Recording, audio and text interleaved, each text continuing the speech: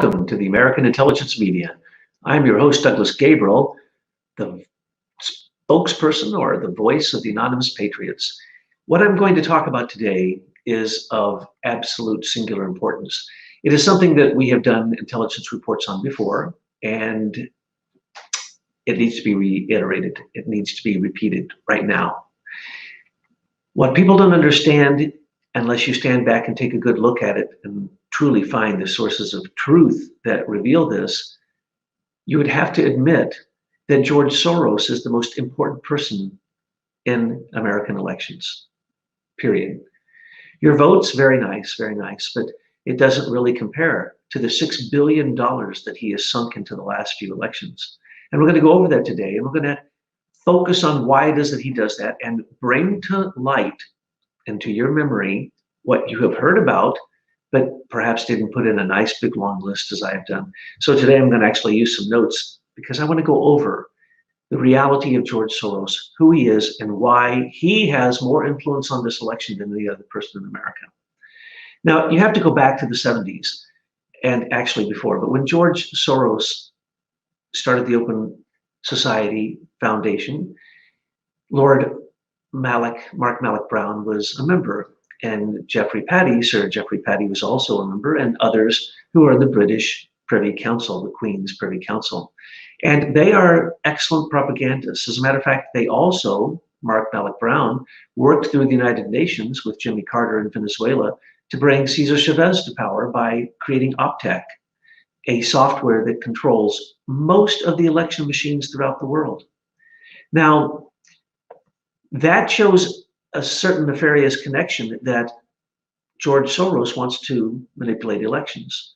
This is the number one way that he has conducted color revolutions, by contesting elections, by using social media now especially as a weapon, as a truly weaponized tool against politics, because he knows full well the power of it. But we must remember that in his early days, he helped the CIA and the group through George H.W. Bush, who brought down Russia. And that group was called the Vulcans. Later, it was resurrected by Bush Jr. and called a different group was called the Vulcans. But these Vulcans were in control of the Five-Star Trust. They were in control of the Hammer Project. They were in control of the Yamashita gold, the German gold, the gold that the Bank for International Settlement had. So the rogue CIA is what this is actually called, what we give it as a name for, was directly linked with George Soros in taking down Russia twice. So that's where he practiced, to take down one of the most powerful nations on the earth. So if you think that these color revolutions are just a conspiracy and that they have no power, you're incorrect. I'm now going to list for you some that you may or may not have known. And it is quite a frightening list. So do not be surprised by the fact that you might not have known that some of these color revolutions were going on, and that George Soros has basically overthrown more governments than even the CIA has. But of course, he works directly with them. So we mentioned that Russia twice was literally brought down but it was behind the scenes color revolution that we would have to call the Vulcan Revolution. Now, I can go into great detail about how that worked and the way they fleeced Russia twice, but the point is that's where he cut his teeth. Then in 1974, in Portugal, he started the Carnation Revolution. Then in 1986, in the Philippines, the Yellow Revolution. In 1989, in Czechoslovakia, the Velvet Revolution. In Serbia, 2000, the Bulldozer Revolution. In Georgia, like Russia, in 2003, the Rose Revolution. I can go on and on. It is absolutely astounding that he twice in Ukraine has taken the government down. He took down a duly elected president twice in the Ukraine with the help, $4.7 billion support through Victoria Nuland, through her own words, and through the State Department of Hillary Clinton. Now remember, we're going to get into how this affected the election in 2016 in just a moment, but let's just see how this list goes on. Then we have Iraq in 2005, the Purple Revolution. In Kazakhstan, the Tulip Revolution in 2005 also. You have in Lebanon, the Cedar Revolution in 2005. And then you have in Belarus in 2006, the Jeans Revolution in Moldavia. You have the Grape Revolution 2009, 2010 in Iran, the Green Revolution in Tunisia, the Jasmine Revolution 2011 in Egypt, the Lotus Revolution. I know this is unbelievable, but the list isn't finished. Why is this man not in jail? He's actually wanted by many of these countries for these crimes. The Jasmine Revolution, I mentioned, in 2011 in China, in Macedonia in 2016 recently, the Colorful Revolution, and we also know that he attacked the English banking system. So you have to really consider that a revolution too, because he's a predator economic warrior. And he attacked the English bank, and they call him the man who broke the English bank. The Malaysian economic crisis he started in Thailand, he broke the bank there. And in Hong Kong, what we're seeing now, that is George Soros. And that's why I'm getting to this point, why it is critical to understand that without knowing George Soros's principal part in all of this, you can't understand what's going on politically, geopolitically in Hong Kong or here in our own elections. Now, there's also Libya, Hungary, Egypt, the Arab Spring. He was behind all of that in Taiwan, and I mentioned in Georgia, but also in Serbia, Tunisia, and Zimbabwe. Yes, all of those. And how does he do it? How does he do it? He does it through non-government organizations, NGOs, by donating through either the Open Society Foundation or the Tides Foundation, or through then laundering the money and making sure that it goes to people like Antifa, Black Lives Matter. And then he sets the agenda. And that's where I'm going with this. A big question was asked just yesterday. What was on the DNC server? I'm going to answer that today. But let's remember, these are the groups that he works with. Open Society, Tides Foundation. He works with Human Rights Watch, the People for the American Way, Center for Constitutional Rights, Southern Poverty Law Center, MoveOn.org, the ACLU, National Action Network, Muslims for Ferguson, Black Lives Matter, Human Rights Mafia, the International Crisis Group, Refugee International. That is a sprinkling of the 184 that I know of, different groups that George Soros funds. He put recently $18 billion into these 184 groups so that they could influence the next election. But there was also some billions used in the last election. And who did George Soros focus on in the last election? Because it wasn't a presidential election?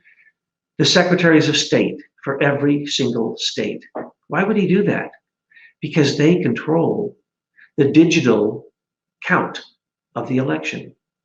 He literally bought off every single secretary of state that he could. He also, if you are not aware of this, in 2016 stated that Hillary would win and it didn't matter. He knew that Trump would have, and he stated on television again and again, Trump would have the popular vote, but Hillary would win because he, through his super PAC, spent billions of dollars, and that's not an exaggeration, for last-minute advertisements that had so much subliminal programming in them that if you were watching television, you were programmed to go vote for Hillary. And even with all of that, remember, he lost $1 billion on the day after the election because he had bet against Trump on the stock market. He was 100% convinced that he was going to win because that's what he does. He manipulates elections by giving huge amounts of money to what are supposed to be not-for-profit, non-partisan groups. No, they're all partisan, and they don't care about profit because they have his money. And if you look at the DC leaks and you look at the Podesta emails that were leaked, they say they say they were hacked, but they weren't. They were leaked, and they were actually a breach by someone in the DNC who was disgusted. We know who that was. That was Seth Rich. We'll explain that in a minute. But the point is that George Soros had given so much money to the Democratic National Committee that he basically ran the show. And this was true for the previous elections. He was the one who decided to go with Barack, with, that's just a sprinkling, as I mentioned. They always love to work with the National Endowment for Democracy, the International Republican Institute, the MacArthur Foundation, Freedom House, anything to do with Carnegie, Rockefeller, or the Rothschilds are the groups that actually are literally, in many cases, government agencies flying under false flags, working in nations against elections, as Obama worked against the Israeli election spent $750,000 of our tax money to fight who he didn't want to be the head of Israel. This is just the way that it goes. We know the CIA has done this. There's a whole list of all the different elections that they've intervened in. But the problem is this has come back to America, and it's come home to roost in the most severe way. George Soros is the person who was behind putting 10,000 people on the streets of England to try to get people to vote and demand a second Brexit vote. He actually set up the first Brexit vote so that it could be considered illegitimate. That's what he does. And he does it ahead of time. How did he do it? He donated more money to one organization, which was a Canadian organization, to support the Brexit, basically the propaganda, but their PR. Well, it was against the rules. He knew it was against the rules when he did it. He did it on purpose. And so that was what he tried recently and last year to contest the Brexit vote because of that. Then he put 10,000 people on the street. Isn't that funny? Obama's OPA has 10,000 people on the street. And the money from Obama that was left over that went to OFA, which Eric Holder is running, that money came from George Soros. And so this election, we have Saul Alinsky trained people. We know that's the very manual that they use. 10,000 people in hundreds of offices. At one point, they had over 250 offices throughout America, training people to be like Antifa. Fascists who come out, who just use aggression and violence, fascist techniques to basically demand what they want. And what they want, of course, is a Democratic president, because the entire Purple Revolution that's happening here in America against Trump, what is called the coup d'etat, which we have, as you probably noticed, been at the crest of. We've been at the advanced guard, the avant-garde. We have been telling you things 2 years ago that are now coming to light. I love it. Just yesterday, I saw something come to light that literally over 2 years ago, we did a full intelligence report on. We've been talking about it ever since. So this is a wake-up call. George Soros, if you look at Podesta's emails and Hillary's emails, and that's some of the ones she didn't want people to see, he was calling the shots. He'd created a 14-point plan of exactly what he demanded that the DNC did. And then there's communications back and forth showing the corruption, knowing that, stating that they knew that the primaries were rigged, that the money was rigged. And so that's what's in the DNC server. What's in the DNC server is not only the two very advanced systems they used to basically identify, target, surveil, and manipulate people on the internet, and also then collecting money from them. But also in that's what Seth Rich was working on. He was working on just the group of people, especially the Bernie people, that had basically signed up to the DNC. But he then was asked, literally by Hillary Clinton, to move over to the management system that was on the DNC that handled money. Well, there was footprints all throughout that of the billions of dollars and the huge amounts of illegal donations made by George Soros and his son Alexander to the DNC and to Hillary's victory campaign. We know that. These are very clear and the records are clear. So what we need to understand is that George Soros needs to be put in jail, and anyone who receives money from the Open Society or Tides Foundation, they can't be an NGO. They can't be a 501c3. They can't be a not-for-profit organization. They need to be seen as a political activist group. And as we know, some of them are being considered as domestic terrorists, not necessarily labeled at this moment, but probably will be. Certainly they're being treated as such. George Soros won't end. His son Alexander already meets regularly with Pelosi and the rest of the gang. So it's going to continue until we, the people, take over our elections, especially the federal elections, which are completely in the domain of the people. So we have to take all election machines and throw them in the deep blue sea.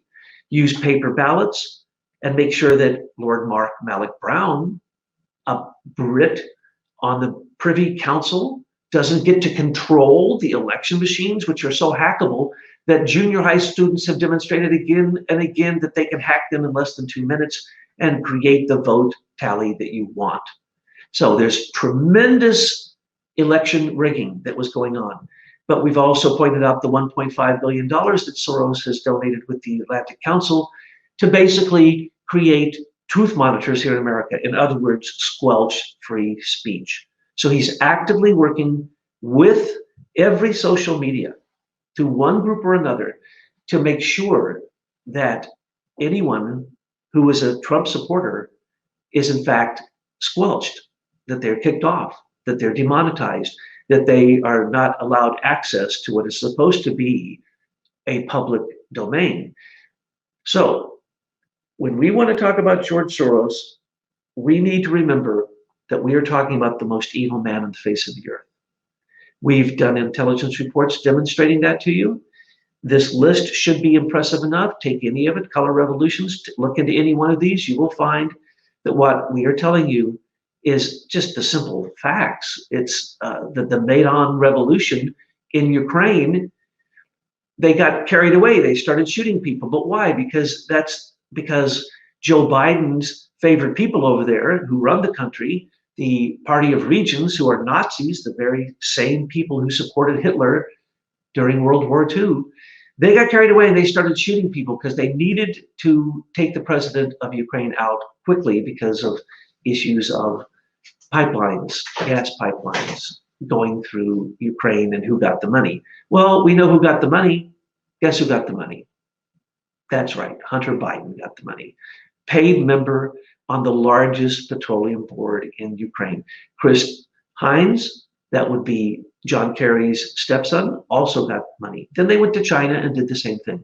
So to compare and contrast 2016 to 2020 presidential election, they did everything they thought that they needed to do, spent billions of dollars, and they still lost because of the Trump effect.